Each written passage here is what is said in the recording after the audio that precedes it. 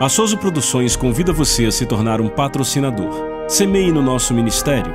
Com a sua oferta poderemos produzir muito mais vídeos. Este é um ministério independente e, por isso, precisa da sua participação. Inscreva-se no canal e compartilhe os vídeos. Seja um multiplicador desta visão.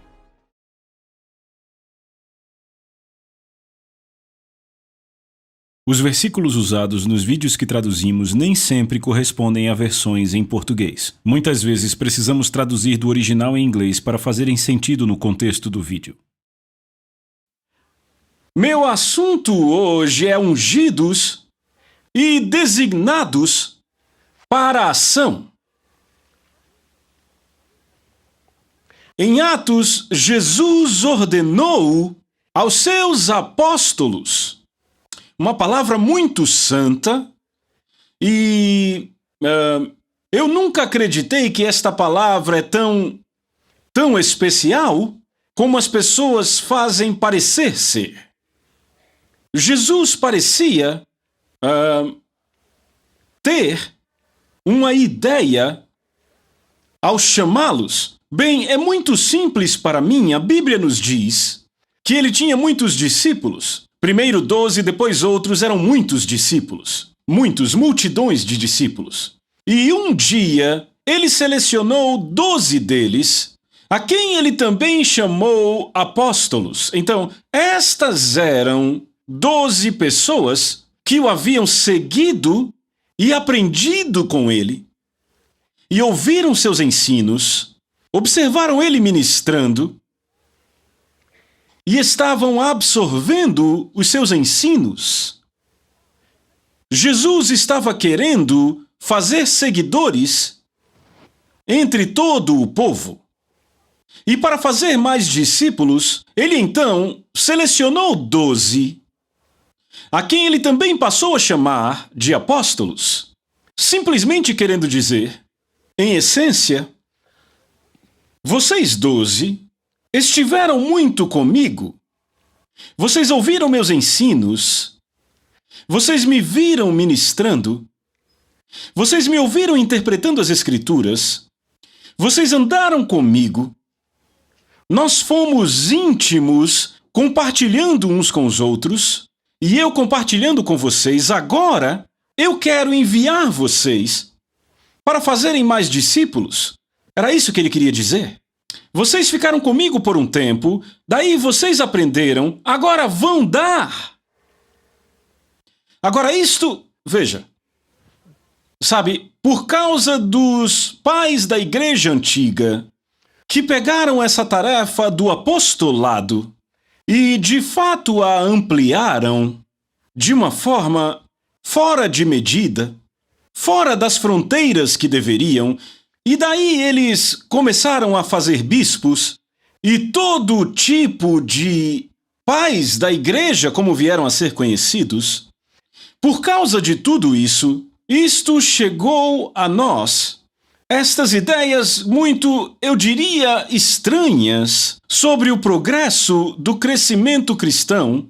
E hoje, à medida que o povo cresce, recebem mais autoridade, títulos maiores, e aí começam a ter consciência da autoridade, e aí começam a mandar ao invés de liderar, até que hoje, em certos movimentos carismáticos contemporâneos, nós desenvolvemos o que eu chamo de autoridade-fobia. E nós quase acabamos como que com senhores e peões, governantes e seus súditos.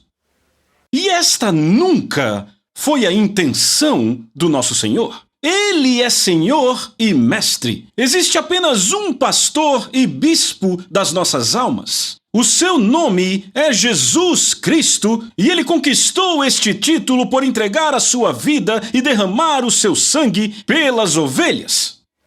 Ele é Senhor, não existem outros senhores. Nós, que chamamos a nós mesmos pastores, faremos bem se nos considerarmos pastores debaixo do grande pastor. Então podemos deixar de lado toda esta autoridade e fobia que a propósito tem se apossado por seu ímpeto, por sua natureza, por todo o assim chamado ensino sobre mulheres, a ponto de desenvolvermos esta fobia que trata de mulheres se submetendo e se sujeitando, e aí acabamos levando as nossas correntes de comando, embora Deus não tenha nenhuma. Homens em autoridade amam correntes e sempre querem trazer escravos acorrentados. E aí eles têm suas correntes de autoridade. Mas nós não precisamos dessa fobia de correntes nem de autoridade. Também não precisamos de uma jurisdição sobre pessoas, mas sim precisamos aprender o senhorio de Jesus Cristo, que pagou por nós numa cruz cruel, e crermos nele. Agora, eu estou falando sobre estes apóstolos. Jesus ordenou apóstolos que ele havia escolhido. Agora, eu não sei.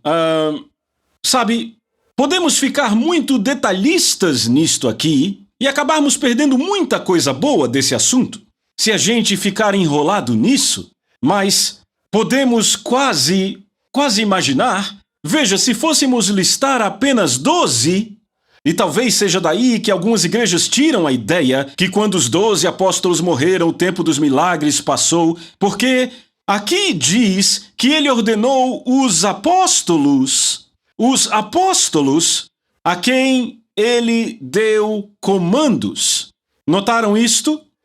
Até ao dia em que foi elevado às alturas, depois de haver dado, por intermédio do Espírito Santo, haver dado mandamentos aos apóstolos que escolhera. Então podemos encerrar o argumento de que eram apenas 12 a quem ele ordenou que voltassem para Jerusalém e esperassem a promessa do Pai. Seria também ridículo, e eu fico feliz porque apóstolos aqui está escrito com letra minúscula, de forma que eu sei que ele está falando daqueles que foram enviados.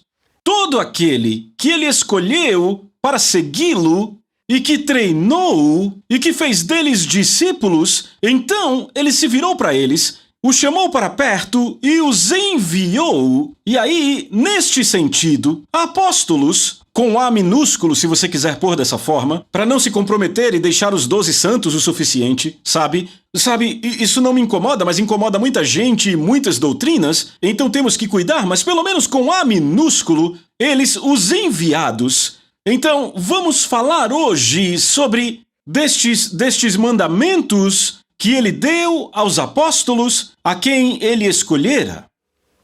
E determinou-lhes que voltassem e esperassem a promessa do Pai e por aí vai. Então, em Atos, capítulo 1, verso 8, ele continua e diz: vocês vão receber poder depois que o Espírito Santo tiver descido sobre vocês, e vocês serão minhas testemunhas até as partes mais remotas da terra.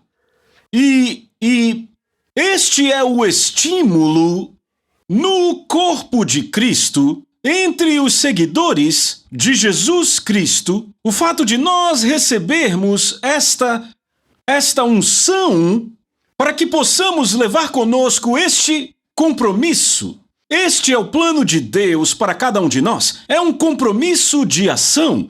Agora, o verso que eu escrevi, quando escrevi o poema cujas iniciais são a palavra milagre, o verso que escrevi dizia assim: a quarta grande chave, em inglês é M-I-R-A-C, M-I-R-A de ação, a quarta grande chave na palavra milagre, para me ajudar a fazer Cristo conhecido, vem da letra A e representa a ação. Por obras, as suas sementes são semeadas. Veja, eu realmente acredito que é desta forma que a obra de Deus e a semente de Deus deve ser semeada nas vidas das pessoas, por obras. Eu não consigo imaginar uma ilustração melhor disso do que o irmão Frankel vindo aqui esta manhã E, tendo recebido esses testemunhos destas obras, e a bondade e a amizade deste amável cristão de Porto Rico, ele finalmente conseguiu trazê-lo à igreja e apresentou a ele. E aí, como vimos, ele se levantou, abriu sua boca e disse: eu aceito Jesus Cristo como meu Salvador pessoal. Esta é uma maravilhosa colheita a partir das sementes que foram semeadas no jovem irmão Frankl pelas obras de um cristão porto-riquenho. É isto que Deus quer. As pessoas aqui do Centro Internacional do Evangelho se apegando ao poder da palavra de Deus em um testemunho de um cristão que conhece Jesus e fala com fé e ama e age com fé e amor, e realiza obras de fé e amor. Se nós pudermos descobrir o poder existente em nossa palavra de testemunho e em nossas obras de amor, descobriremos que isto pode mudar o mundo. E aqui está um homem que deveria ter preconceito e ser hostil a qualquer conexão com Jesus, que cresceu num lar tão anti-Jesus que quando a mãe descobriu sobre ele, o pôs para fora, rasgou suas roupas e disse: eu nunca tive você, você nunca pertenceu a mim, você está fora. Fora daquela casa para entrar numa atmosfera cristã e se levantar e dizer: eu aceito Jesus. E ele disse que aquilo fez se sentir tão maravilhosamente bem, atônito no começo. Quando ele se sentou no metrô, ele disse que a percepção daquilo começou a me acertar. E eu estava tão feliz, intensamente, que eu sentia como se eu nem estivesse sentado no meu assento no vagão, naquele metrô. Ele estava tão alegre que sentia como se pudesse ver para sempre aquele Jesus vindo até ele. O poder na semente da palavra de Deus. Agora deixa eu dizer algo. Ouçam aqui, principalmente os jovens. As pessoas mais velhas não estão mudando tanto quanto pensam, mas os jovens, vocês podem mudar, podem aceitar coisas novas. Na igreja antiga, sabe, falamos muito sobre pregar. Eu me levanto e prego, e expando, e explodo, sabe? Eu fico bem inflado, e elevo a minha voz até ela ficar esganiçada, e eu não sei porquê, mas eu aprendi assim, e faço sempre isso, aí tento me acalmar, aí estou dando aula, e aí me empolgo e já estou gritando de novo, e nós chamamos isso de pregação. Bem, há muitos questionamentos se isso é realmente uma pregação ou não. Pode só ser ar quente. Pode ser apenas vapor. Sabe, uma locomotiva faz muito barulho. E pode ser que é só isso que estamos fazendo. E aí temos toda uma geração de pessoas que elas não se consideram chamadas para pregar e não é de se espantar. Elas não querem ficar berrando diante de uma audiência. Talvez não queiram se levantar e ficar fazendo tanto barulho, estardalhaço, ficar gritando por aí. Elas só querem dizer o que têm a dizer sobre Jesus e deixar fazer efeito. Talvez esta seja a melhor pregação em todo o mundo. Billy Graham disse: a maior necessidade no mundo é pela pregação do simples Evangelho de Jesus Cristo, mas não pelo pregador profissional, mas pelo homem ou mulher comum das ruas que simplesmente conta o que ele ou ela sabe sobre Jesus Cristo. É disto que o mundo precisa. Pode ser que cheguemos a um tempo, talvez tivéssemos que gritar assim antes de terem esses grandes alto-falantes. E passamos isso adiante, sabe, como a família que sempre corta o rabo do peixe e se perguntam por quê. Ninguém sabe. Aí perguntam a mamãe, ela não sabe. Mamãe não sabe, ela diz: ah, não sei, eu sempre vi a avó de vocês fazendo isso. A vovó ainda está viva, vão perguntar por quê. Ou ela diz, querido, a panela era muito pequena. Sabe? Pessoas gritam e chamam isso de pregação. Sim, tinham que gritar. Quando não havia alto-falantes, mas olhe para mim. Com ou sem falantes vocês me ouviriam? Porque eu aprendi com os gritadores. Não significa que eles são os pregadores. Eu quero pregar. Quero testemunhar. Quero ajudar pessoas. Eu quero contar ao mundo sobre Jesus, mas não quero cuspir na cara delas. Por isso que há uma distância. Você não sabia que é por isso que os púlpitos ficam assim distantes das pessoas? Eu tenho misericórdia das pessoas.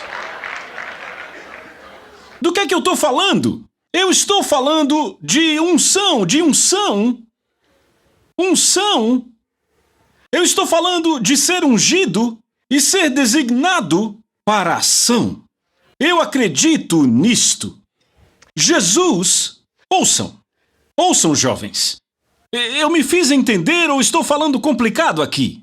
Eu estou dizendo Não, eu lembro que eu parei no meio da fala. Os jovens cristãos, os jovens crentes, na igreja antiga, nos primeiros dias do cristianismo, os jovens judeus, a maioria deles, eram como o irmão Frankel aqui, os jovens judeus, as pessoas que aceitaram este Jesus como seu Messias, se tornaram, sem dúvida, alguns dos maiores comunicadores da mensagem de Jesus que já houve no mundo. O que eles fizeram?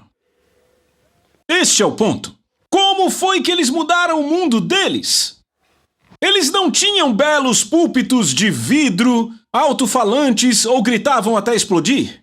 Eles contavam o que sabiam sobre Jesus. Jesus nunca enviou pregadores por todo o mundo. Jesus nunca disse, vocês receberão poder e serão um forte e barulhento pregador.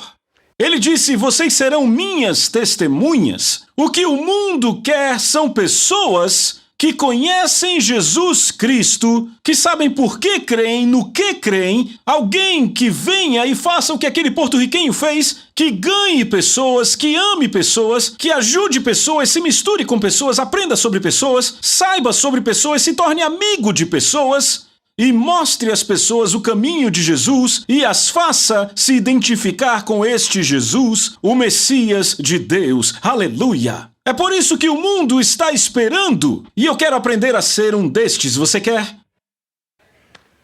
Para isto, estamos crendo em Deus, para uma rede de crentes se enraizando nas suas casas. Estamos crendo que cristãos individuais nesta comunidade vão pegar a ideia e vão começar a abrir suas casas em certas noites e vão pegar a mensagem que a pastora Ladona, ou Daisy ou eu pregamos, vão pegar a essência dela e vão entregá-la em suas casas e ensiná-la a pessoas em sua vizinhança, amigos. Queremos que elas sejam amigas suas, pessoas com quem você fez amizade e que você quer convidar para sua casa, para uma xícara de chá, ou uma xícara de café, ou um lanche, algo assim, e fale para elas sobre Jesus Cristo. O mundo está esperando por esse tipo de atividade e eu quero ser um desses, você quer? Que Deus nos ajude a pegar isso, jovens. Os pregadores da igreja antiga, do cristianismo antigo, eu diria, eram as pessoas que conheciam Jesus e saíram falando sobre Jesus para outras pessoas. Propósito, se você quer um propósito para 1989, determine isso. Eu vou ser um indivíduo que vai aprender a comunicar o que eu sei sobre Jesus Cristo. Comece refletindo sobre a sua vida e decidindo pensar, refletir, trazer quais foram os eventos maravilhosos que você experimentou com Jesus. Quando você o conheceu, o que ele fez a você?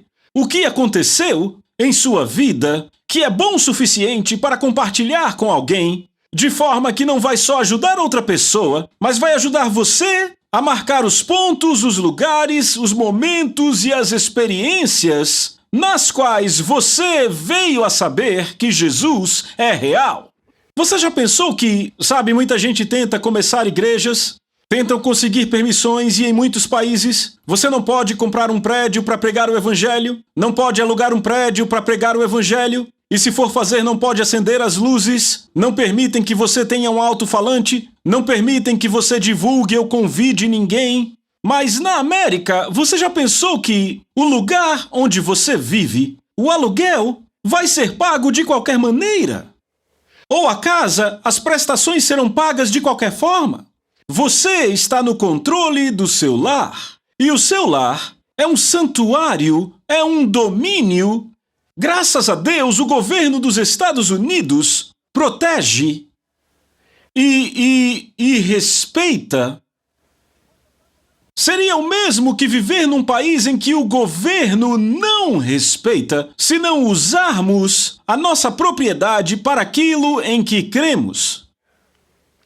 Nosso lar é um domínio onde nós somos os chefes. O aluguel é pago, a conta de energia será paga de qualquer jeito, a conta de gás será paga de qualquer forma. O seu lar é um domínio, uma propriedade, com um piso, provavelmente um tapete, provavelmente cortinas, provavelmente um teto. Na maior parte do mundo eles nem têm metade disso. Podem ter só um chão sujo, sem cortinas, sem janela, até sem teto. Mas no seu lar, não me importa onde você mora, já está muito bom. Para os padrões do mundo, não é de espantar que a maior parte do mundo pense que somos ricos, mas o seu lar é um domínio onde Jesus é Senhor. Mas ele pode muito bem não ser se você não usar esta propriedade como a igreja antiga usou a sua propriedade. Se não usamos, como nos referiremos àqueles que, se usassem para isto, a polícia era chamada, eles entrariam, os prenderiam, os jogariam na prisão, na cova dos leões, estariam acabados porque você está usando sua casa para falar sobre Jesus? Poderíamos muito bem viver nesse tipo de sociedade. Se não usarmos a nossa, para que servem as estrelas e as listras? A liberdade da América, para que serve a liberdade? Para que serve nossa propriedade? Para ficarmos nela? Sermos egoístas, termos tudo para nós mesmos? Não. É para usarmos para a obra de Deus, se cremos na palavra de Deus. Agora eu vou voltar ao meu ponto. Os cristãos antigos, os crentes antigos que aceitaram Jesus, como você, irmão Frankel, que aceitou Jesus, eles o aceitaram ao custo da rejeição. Veja aqui, em nosso tempo estamos falando de um judeu. Os parentes, de origem ortodoxa, o puseram para fora. Você, jovem, foi posto para fora quando aceitou a Cristo? Ou seus pais se alegraram, te encorajaram? Se você não responde, dando a eles o seu melhor e seguindo a Jesus, servindo a Ele e convidando outros jovens para a sua casa, para uma festa para falar sobre Jesus, você poderia muito bem ser como o irmão Frankel, posto para fora, abandonado. Não queremos mais saber de você, não volte mais aqui. Você não nasceu aqui, não pertence a nós. Ou você poderia muito bem estar na Albânia, onde você nem ousa sequer falar com um colega jovem seu sobre Jesus, senão você é preso e mantido em prisões ou campos de trabalho. Nós temos tanto em nosso país e isto é muito bíblico. Usarmos isso para a glória de Deus. Eu estou falando sobre ser ungido e designado para a ação. Não podemos viver de louros, vamos morrer na vinha. O cristianismo tem que estar nas ações. Se não for compartilhado, ele vai secar na vinha. E você vai poder vir até aqui se sentar e bocejar enquanto a reunião ocorre. Não queremos isso, não queremos ter isso, mas vamos morrer na vinha se não levarmos o nosso cristianismo àqueles que não sabem nada sobre isso. Deus está nos chamando, através de mim, um dos seus pastores, no começo deste ano novo, para você fazer uma resolução de que você vai levar aquilo que é seu, vai levar a si mesmo, e o que é seu, o que você possui, aquilo sobre o que você tem controle, vai colocar à disposição de Jesus Cristo como seu Senhor, Porque você crê nele o suficiente e você quer que outras pessoas também creiam. Você crê nisso? Você aceita isso? Aleluia, eu sei que você aceita isso. Deus quer que isso aconteça. Outra coisa que Deus quer que aconteça, Deus quer que o ministério de oração dessa igreja floresça. Deus quer que as pessoas dessa igreja aprendam a orar de novo. Não existe poder sem oração. A oração é a chave. A oração é a avenida. Eu não consigo explicar o suficiente agora. Eu não tenho tempo para ensinar sobre isso agora, mas eu sei bem que nada além disso, além do tempo de comunhão entre você e Deus, um tempo durante o qual você reflete a bondade dele e ele tem a chance de ver você e se comunicar com você. Pessoalmente, você tira tempo com ele, como cantamos uma canção agora há pouco. Deus quer que o ministério de oração desta igreja cresça. Ele quer que isso seja parte de todo cristão, como era parte da igreja antiga. Uma hesitação que eu e a pastora Daisy temos sobre ensinar demais sobre oração é porque estamos numa época que tem sido inundada com estranhos ensinos sobre oração e estranhas ideias sobre batalha. Ideias que não levam em conta a vitória de Jesus sobre todos os domínios espirituais. Estão nos ensinando hoje, estão ensinando dentro do molde desta ideia, sem usar estas palavras, mas nós estamos, sabe, esta ideia está subliminarmente projetada a nós, que existem dois poderes em guerra. Um é Deus, um é satânico. E eles são quase idênticos. E eles estão em grande batalha. E se eu e você não nos organizarmos o suficiente, o poder de Satanás será o maior e vai dominar. Então aí juntamos nossa penitência e nossa agonia, e aí ajudamos Deus, pobrezinho de Deus, para vencer sobre esse grande poder que está prestes a engolir tudo se não permanecermos na brecha. Você está me ouvindo? Eu não quero pôr ninguém para baixo, eu não quero desacreditar ninguém, mas eu estou dizendo a você que o conceito está errado.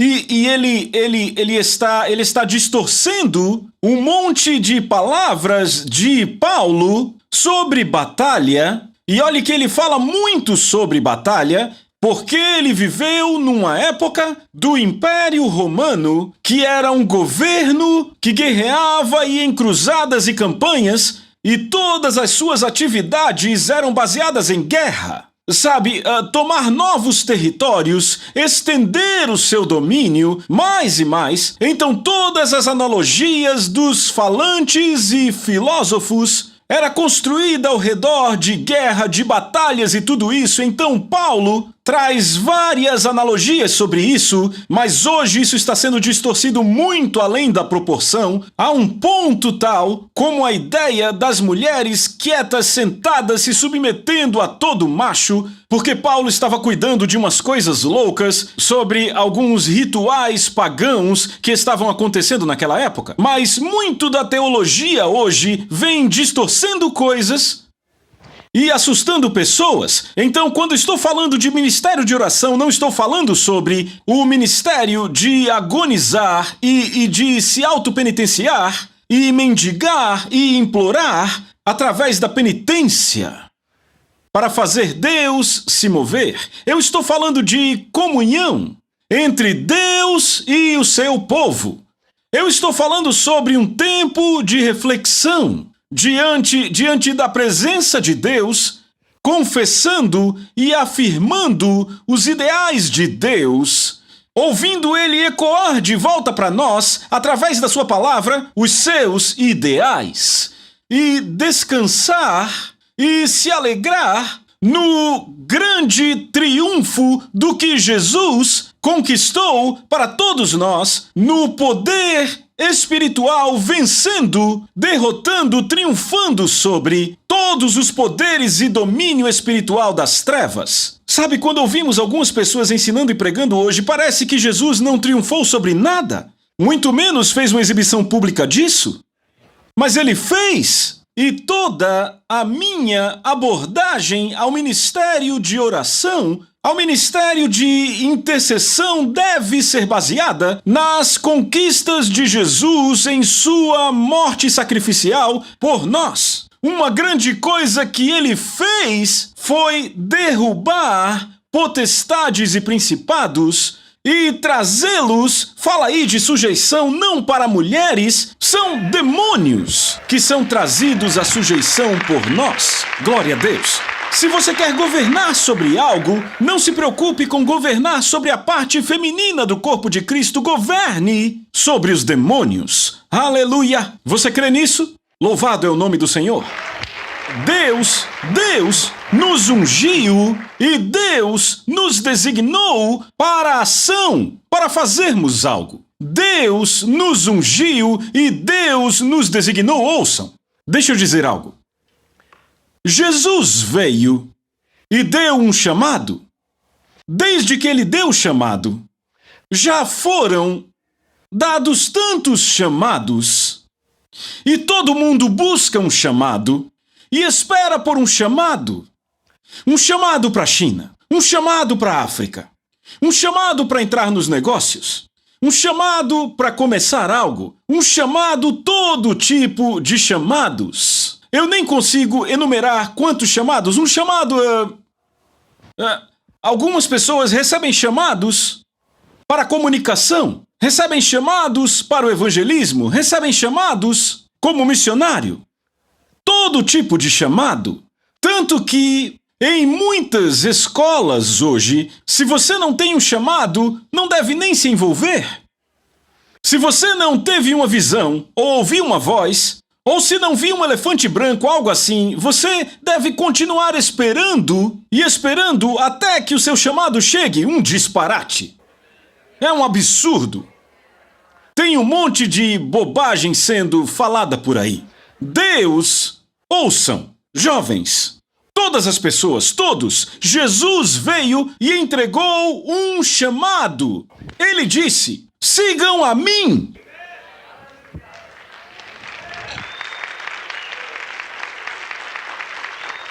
Eu estava numa grande convenção não faz muito tempo, e o líder da convenção era muito profundo e teológico, com frases de efeito, e sério, e monótono, e assustador, e empolado, e tudo que vem junto com isso.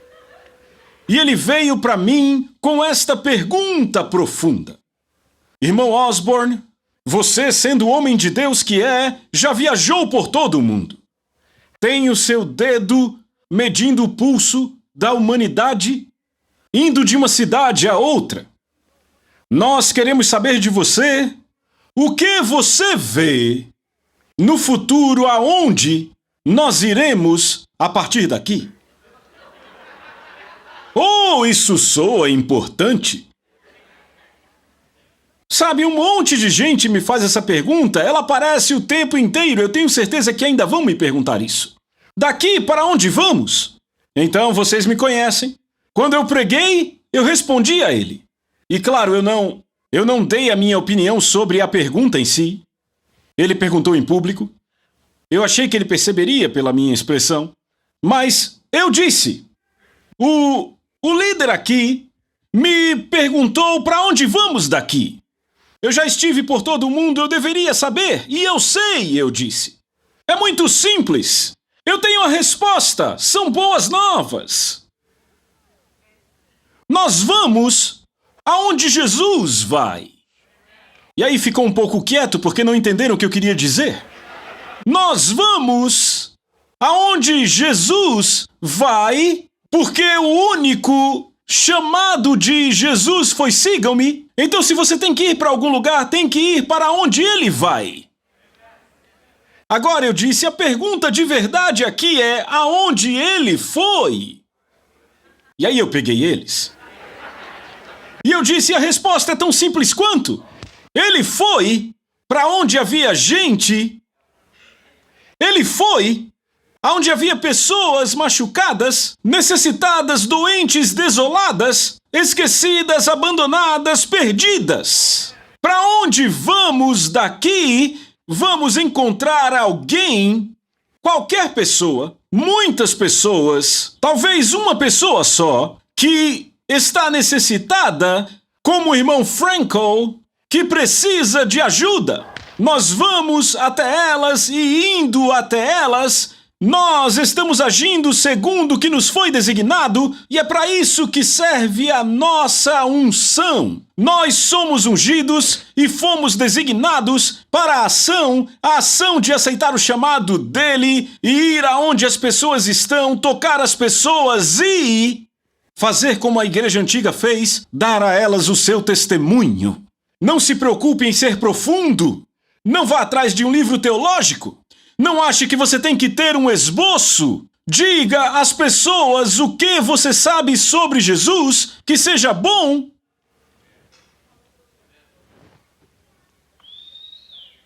E faça elas se levantarem, estique o seu microfone e elas dirão, eu aceito Jesus.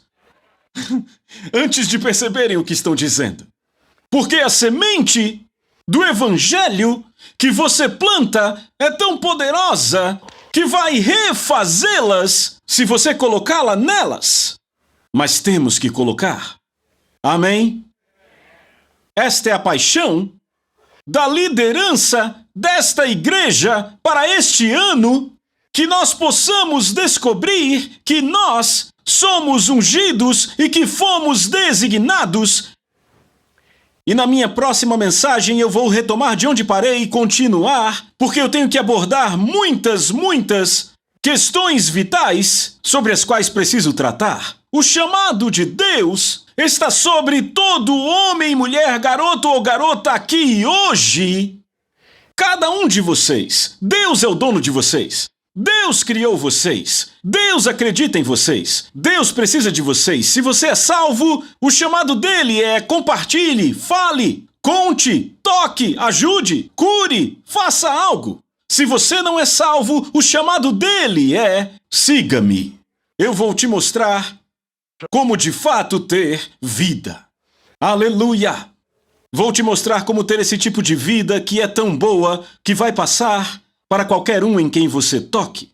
E você vai deixar outras pessoas tão felizes quanto você. Outras pessoas serão curadas como eu curei você. Outras pessoas serão exaltadas como eu te exaltei. Outras pessoas serão abençoadas como eu te abençoei. Meus amigos do Centro Internacional do Evangelho, você pode chamar isso de papo evangelístico se quiser, mas este é o fundamento da igreja. Esta foi a forma como a igreja nasceu. A forma como a igreja evangelizou o que se conhecia do mundo. Eles não pararam de ensinar e pregar Jesus Cristo diariamente no templo e em todas as casas. Eles não pararam de ensinar e pregar Jesus Cristo. Aleluia, aleluia. Que o Senhor nos ajude a fazer isto. Glória a Deus, você que está assistindo pelo vídeo, eu quero orar por você antes de desligarmos as câmeras. Em nome de Jesus Cristo, eu quero dizer que o que eu acabei de ministrar é para você e vai salvar a sua vida. Você pode não fazer parte dessa igreja, mas onde quer que você esteja, permita que Jesus tenha acesso livre na sua comunidade. O que ele pode fazer na sua comunidade sem um corpo através do qual ele trabalhe? Ele é espírito, precisa do seu corpo. Ele quer operar através de você. Quando você está lá, ele está lá. Creia nisso, abrace isso, alegre-se com isso, não se assuste com isso. Diga, graças a Deus, eu descobri quem eu sou. Eu sou um cristão cheio de Jesus e apto para ajudar pessoas. E o que quer que você precise, Jesus quer te dar isso nesse momento. Eu oro em nome de Jesus, que o poder dele vai chegar até você, te visitar e confirmar o que eu preguei para você. Em nome de Jesus, a quem Deus ressuscitou dos mortos, se há uma necessidade em sua vida, em nome de Jesus eu oro que esta necessidade é suprida. Agora, neste momento. Se for cura, seja curado agora. E eu oro por isto, para que você possa saber que esta mensagem vem de Deus, Deus quer confirmar a palavra que eu preguei para você hoje. Você é um dos enviados dele. Ele fará o que você está guardando secretamente no seu coração agora, como evidência para você que ele quer te usar, te abençoar, ministrar através de você, servir pessoas através de você. Espere por isso, busque pelo milagre. Receba-o em nome de Jesus. A Soso Produções convida você a se tornar um patrocinador. Semeie no nosso ministério. Com a sua oferta poderemos produzir muito mais vídeos. Este é um ministério independente e, por isso, precisa da sua participação. Inscreva-se no canal e compartilhe os vídeos. Seja um multiplicador desta visão.